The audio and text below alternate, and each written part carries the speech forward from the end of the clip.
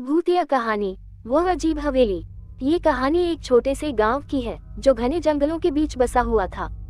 गांव के लोग दिन भर अपने कामों में व्यस्त रहते थे, लेकिन जब रात होती थी तो अजीब सी खामोशी छा जाती थी। गांव के लोग उस खामोशी को महसूस करते थे, लेकिन कोई भी उस बारे में बात नहीं करता था।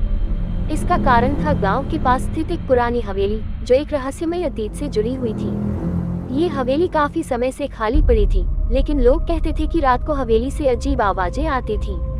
कभी हंसी की आवाज, कभी चिल्लाने की, और कभी तो ऐसा लगता था जैसे किसी की चप्पलें घसक रही हो। गांव वाले इसे भूतिया हवेली मानते थे और किसी को भी वहां जाने की हिम्मत नहीं थी। एक दिन गांव में एक नया युवक आया।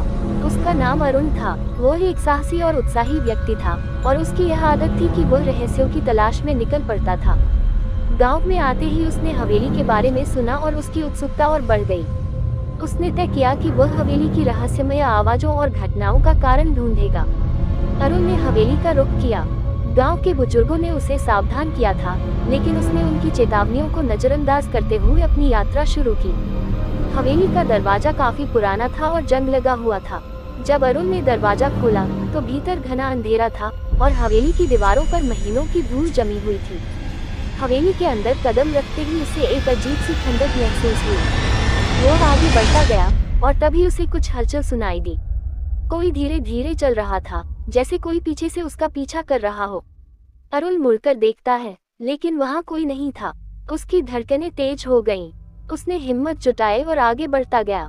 हवेली के हर कमरे में कदम रखते हुए उसे और भी डर लगने लगा, लेकिन उसकी जिज्ञासा ने उसे रोकने नहीं दिया। वो अंततः हवेली के एक अंधेरे कमरे में पहुंचा और वहां उसने देखा कि एक पुरानी चिमनी के पास एक दर्पण रखा हुआ था। दर्पण का शीशा धुंधला था, लेकिन जैसे ही उसने उसे साफ किया, वह चौंक गया। दर्पण में उसकी परछाई नहीं थी। ये देखकर वह घबराया, लेकिन फिर भी उसने सोचा कि यह कोई भ्रम हो सकता है।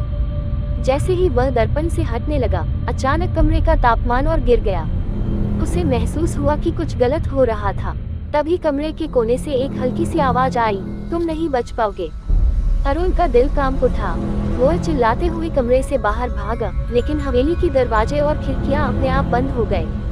वह घबराया हुआ था, लेकिन उसने फिर भी खुद को शांत किया और खिड़की की जंगले से बाहर झांका। उसने देखा कि बाहर अंधेरे में कुछ हलचल हो रही थी। वह ये समझने की कोशिश कर रहा था कि क्या ये सच में भूतिया घटनाएं हैं या फिर कोई उसे डराने की कोशिश कर रहा है। अचानक कमरे के एक कोने से एक कटा फटा चेहरा सामने आया। ये चेहरा किसी महिला का था, जिसकी आंखें पूरी तरह से काली और गहरी थी। वह महिला बोली, ये हवेली मेरी है। तुम जो कुछ भी यहाँ देख रहे हो, वह सब मेरी तकलीफों का परिणाम है। अरुण डर से कांपते हुए पूछता है, तुम कौन हो? तुम क्या चाहती हो? महिला की आवाज में दर्द और नफरत थी। उसने कहा, मैं इस हवेली में कभी नहीं रहना चाहती थी। मेरे साथ एक बड़ा धोखा हुआ था और इस हवेली ने मुझे और मेरे परिवार को हमेशा के लिए बंदी बना लिया। अरुण को महसूस हुआ कि महिला की आत्मा अब भी इस हवेली में बंधी हुई थी। वो समझ गया कि यह भूतिया घटना कोई मजाक नहीं थी, बल्कि एक दर्दनाक इतिहास से जुड़ी हुई थी। उसने महिला से कहा, तुम्हें शांति की आवश्यकता है। क्या मैं तुम्हारी मदद कर सकता हूँ? महिला ने चुपचाप सिर हिलाया, जैसे वो कुछ कहने की कोशिश कर रही हो, लेकिन उसके शब्द साफ नहीं थे।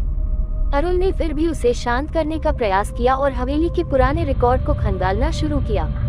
उसे पता चला कि इस हवेली के मालिक एक अमीर व्यापारी थे, जिनकी पत्नी और बच्चों को एक काले जादूगर ने मौत के घाट उतार दिया था।